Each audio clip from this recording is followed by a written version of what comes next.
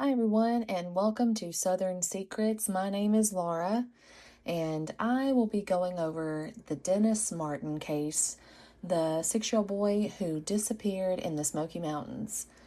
Now, I know that the last time that we all sat down and talked, we had discussed this case, but I wanted to kind of go over it again just for anybody that may have missed it or joined the party late, which is totally fine. So, if you're ready, grab your coffee, grab a blanket, or grab, hey, whatever makes you comfortable. We're going to discuss the boy who vanished in the Smoky Mountains.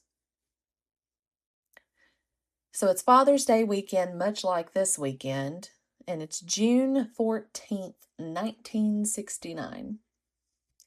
The Martin family traveled to the Great Smoky Mountains National Park to go camping near Spence Field, which is a high elevation meadow along the Tennessee and North Carolina border. Dennis at the time was only 6 years old. There was nothing that was reported on this family outing that seemed unusual or anything that occurred during the trip. So it's Saturday, June 14th, 1969 at approximately 4 to 4:30 p.m. Now, there were several families that were gathered near Spence Field, and Dennis is playing with his older brother and other children from nearby families. And all the adults, were relaxing and talking and, hanging out. So everything appears to be normal. But the children, they decided at some point that they were going to play a prank on all the adults. Okay, they were going to surprise the adults. So here was the plan. The children were going to split up and they were going to hide behind the bushes and the trees that are, set back in the tree line. And then they would jump out and scare the adults. Okay, so big game. Everybody's on board. And so, according to the family, they were all sitting there chit-chatting and, all that and the such. They saw the children scatter, and Dennis ran behind some bushes, and the other children, go through, they hide, and then they jump out, and they scare everybody.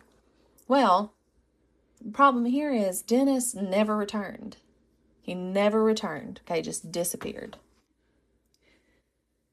So, the estimated time, this is very important, and this is one of the most important facts in this entire case, is majority of the people that were keeping up with this time, or the family members and, the such that they interviewed, said he had only disappeared within a window of roughly 3 to 5 minutes. Okay, so that means that he was in the woods, bushes, behind a tree for 3 to 5 minutes.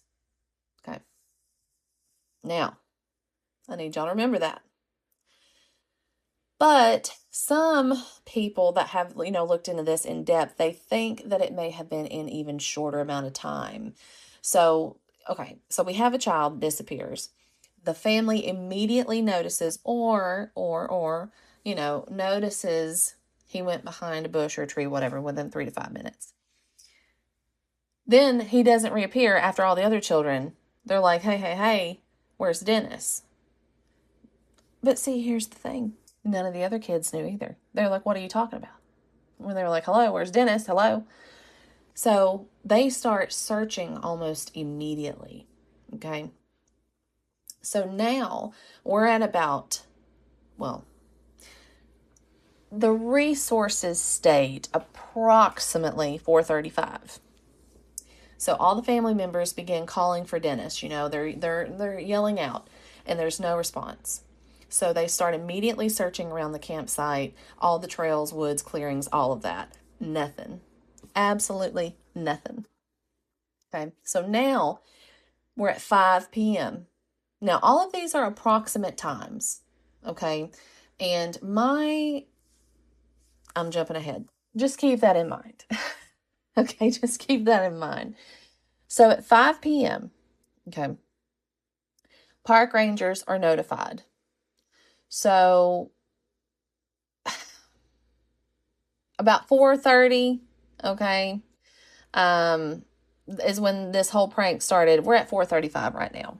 Everybody's freaking out, can't find Dennis. They're calling for him. There's no response at all. So they start, looking at everything. So now it's 5 p.m. Park rangers are notified.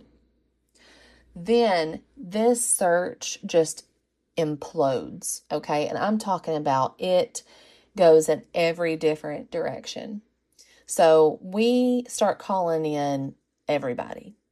They notify local law enforcement. They have the National Guard, a plethora of park rangers, okay? Because we have to remember, this is a massive national park, okay? This is a massive park. And the terrain there, it's very, very unforgiving. I'm talking about you step wrong one way, you're down. We're down bad. But this search, okay, the amount of people that were searching eventually evolved into 1,400 people. That's insane. For this time period, this was the largest search that had ever taken place. Okay. So, we have surpassed 5 p.m. Now, I couldn't really get anything on like any timelines outside of that, but then things just kind of fell into the evening, which I get, a lot's going on. You're freaking out. Your child's gone.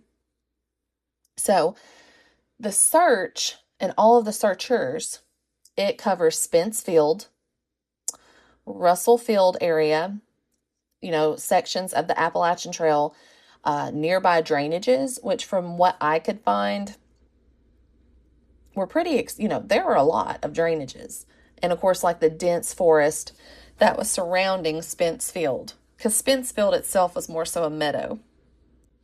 So they do all this and nothing, no evidence of anything, okay, y'all, no evidence of anything. So we go on then to the next day. So it's June 15th.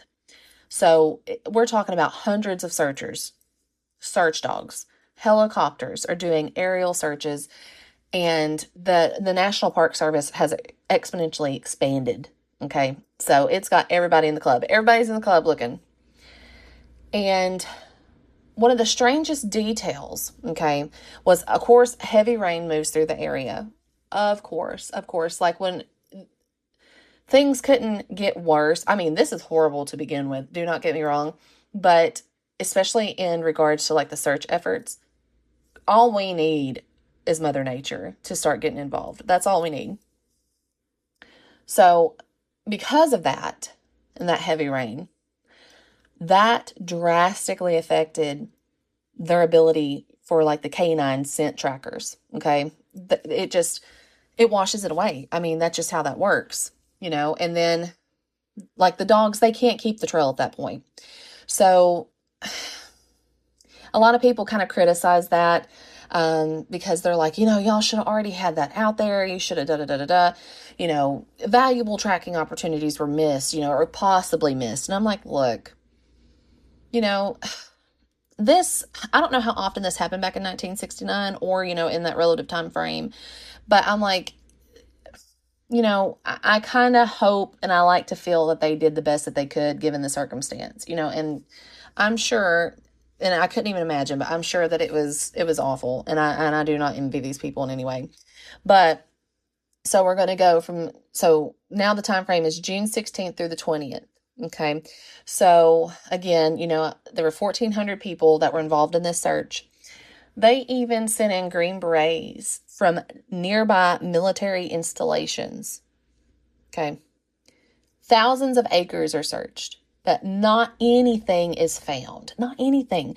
And they even had SAR teams, like they had people that were specifically trained to navigate and, to be able to know what to look for and use certain tactics in order to hopefully find something.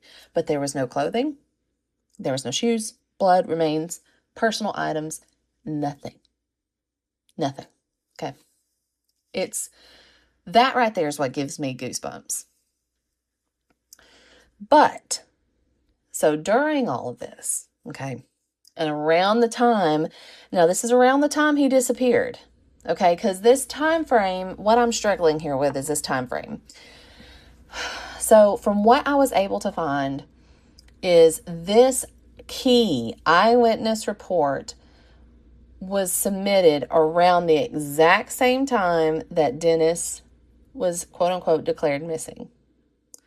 So there was a family that was camping nearby in, like, relatively the same area. And through the woods, they see a strange man. Now, if I see a strange man in the woods, hey, he better not try it. That's all I have to say. But, back in the day, things might have been a little different. I don't know. That's I don't know. We'll have to consult with the 60s and 70s babies. But so anyway, back to the rough looking man, strange looking man in the woods. Okay. Mr. Man looked like he was described as a rough looking individual that moved quickly through the woods, carrying something over his shoulder. Now, I don't know about y'all, but if I would have saw that when I was out there camping, I probably would have, I'm not going to lie, had a heart attack. I'm not even going to lie. I probably would have. I would have said, excuse me, sir, what are you doing? Hello? But anyway, so, and I'm not laughing because this is funny. I'm laughing because it weirds me out. Okay. And when I get uncomfortable, I laugh. I can't help it. Okay. Anyways, so some witnesses, now they reportedly described the object of which he was carrying seemed to be very similar to that of a child. Now listen, I don't know about Jens, but I don't know what I would have done. I'm gonna be completely honest. What would y'all have done? Now don't say anything incriminating, but I'm just saying, I would have, high alert. I would have said, we're leaving. I'm not being here with creepy man in the bushes. Sorry. But that sighting was relatively close to the time that he disappeared. Now, here's what absolutely grinds my gears about this. Because it was very, very close to the time of which Dennis disappeared. When this family notified them, searchers and park rangers, etc., of this man running through the woods like damn Tarzan, they were like, oh yeah, well, here's the thing, the location and the time doesn't match up. Okay, so I want y'all to keep that in mind. They didn't investigate it any further, and they have no idea, even to this day, who this man is. Don't have a clue. They're like, yeah. So just okay. Just let's remember man in the woods. So we are now in late June. The FBI becomes involved. So they obviously are starting to pursue lost child scenarios, abduction possibilities, except for man in the woods, but whatever, witness statements and regional suspects. But there is no evidence that emerges that could even, from what I could see, be plausible. Okay. So one of my favorite things that I always like to dive into, and me and Danny will sit here and talk about this. We put our tinfoil hats on and we're like, girl, let's talk about it. So that's what we're going to do. We're going to go over the theories. And a lot of these, what I like to do is I like to base theories off of timeline. I'm a very analytical thinker. And here's the thing. Time numbers don't lie. Now, where they do is when time is inaccurately reported. So, theory 1, lost child. So, okay, we're out in the wilderness. We're camping. He's 6 years old. And, from what I could find is they kind of described him as that he was a slightly delayed child. They never went into like explicit detail or anything. Which of course I don't know around that time frame if that was even a thing. See what I'm saying? So they just said that he kind of seemed a little bit behind for a 6-year-old, and his father kind of also described him as somebody that would not necessarily cry out for help. So was rather reclusive and quiet, which I get it, Dennis. Same. So with him, being scared, especially, I mean, lost in the woods, hello, that's my number one thing that I'm like, listen, I no, it's not my jam.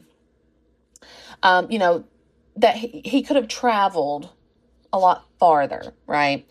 And the thing with children is whenever they're scared, they normally do not stay put. They normally, don't do the fawn reflex, like we're a little baby fawn. If it gets frightened, falls straight down and it stays there. And it's like, I'm just going to stay here and be very quiet. Now, some children do, but majority of them decide, they panic, and they're like, I have to, I gotta run. They just, it's like fight or flight, and it's flight, and they're just out of there.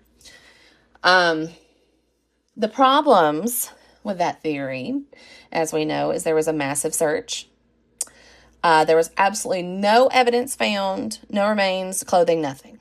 Now, for the clothing, I would like to go over what he was wearing. He was wearing a red shirt, green shorts, and Oxford shoes. Now, when I think of Oxford shoes, they're more so of like a dress shoe. I think of penny loafers. That's just what I think of. It may be completely different, but that's just what, comes to my mind, the little boy wearing the little Oxford penny loafer looking shoes and, just cute as a button, so the point of the matter of bringing up the clothing is those are very contrast colors. They're very bright. They stand out in, vegetation. None of that was seen. Not even a shred. Okay. No footprints. And I think that if I saw a little bitty 6-year-old boy's footprint out there in an Oxford shoe, I would say, well, this definitely can't be a hiking boot. So we're on the trail. They didn't even see that. Didn't even see that. Okay. So then, of course, unfortunately, the second theory, which, given that area, because I live, relatively close to the Cumberland Plateau area, it is, I'm talking about hills and hollers left and right, and you do one misstep, if it's the least bit damp, if there are wet leaves, sticks, vines, oh my gosh, I got ate up by a blackberry vine one time, Lord have mercy, but it is very easy to fall. And you don't always know what you're going to fall on or how you're going to fall. So, especially like how that kind of dipped down, the elevation drastically changed at the edge of that field. You have ravines, you have hidden drop-offs, you have, they kept saying that there was this really thick vegetation.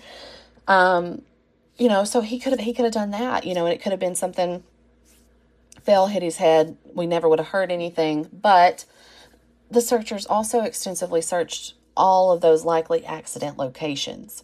Now, if there was something that was hidden, obviously, like I said, the mountains out here and the woods, I like to chalk it up to, it's very similar to the ocean. We only know what's in 10% of the ocean.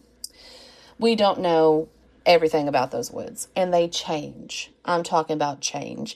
You could have one good rain and it will change a lot. So, but again, nothing was found. Nothing was found to support that. The third theory is an animal attack. And as we all know, the black bears, as cute as they may be when we see them all over social media, they do live within the Smoky Mountains. That is their home. There are also, now listen, they say there ain't no cougars in the mountains, but there are cougars out here where we live. I have seen them, and I don't want nobody telling me, I don't want TWRA saying, oh, that's a large house cat. Sir, what's somebody been feeding that thing is what I want to know. But, they said that there wasn't any cougars since the 30s there. Again, ocean theory, I'm like, we have no idea what's really there. We only know what we've seen. And we haven't seen everything.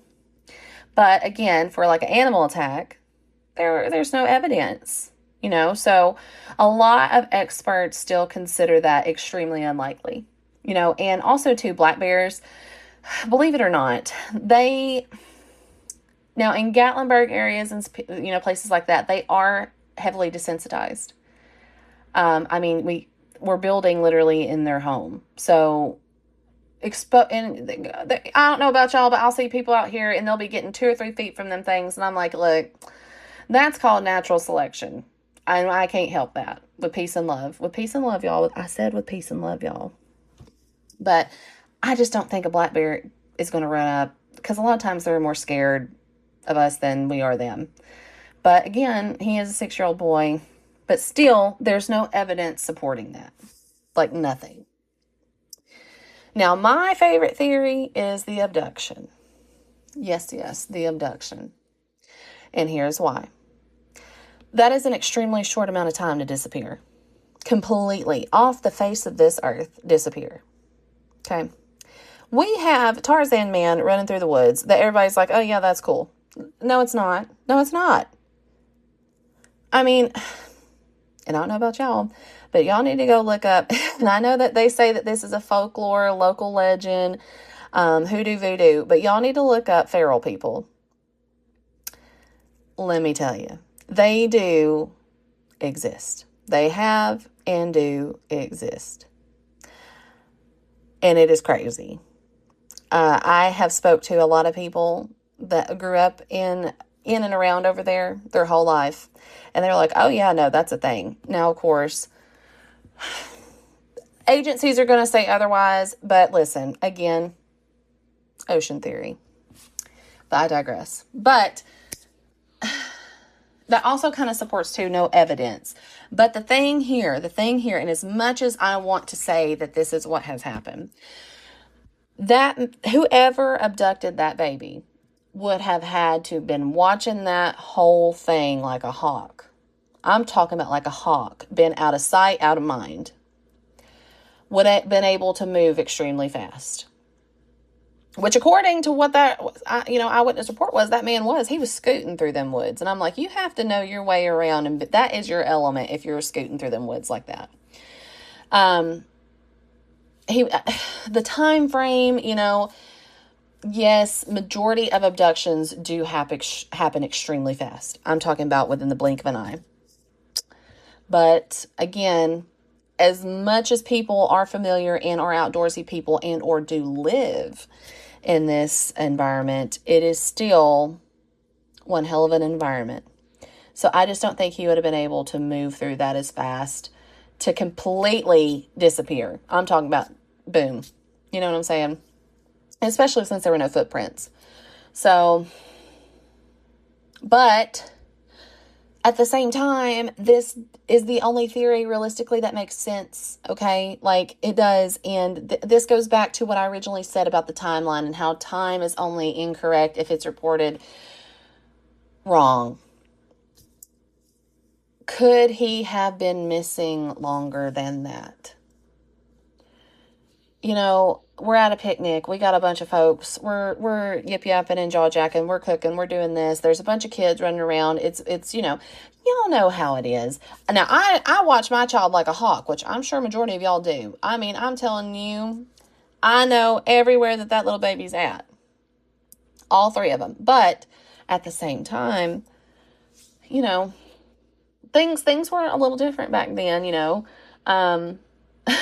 I mean, I'm not saying that people didn't want your children. I'm not saying that. But they had a lot more trust that they would be okay, as opposed to now. And, that's why I'm like, are we sure that 3 to 5 minute time frame is accurate? So that's kind of where I'm at with that.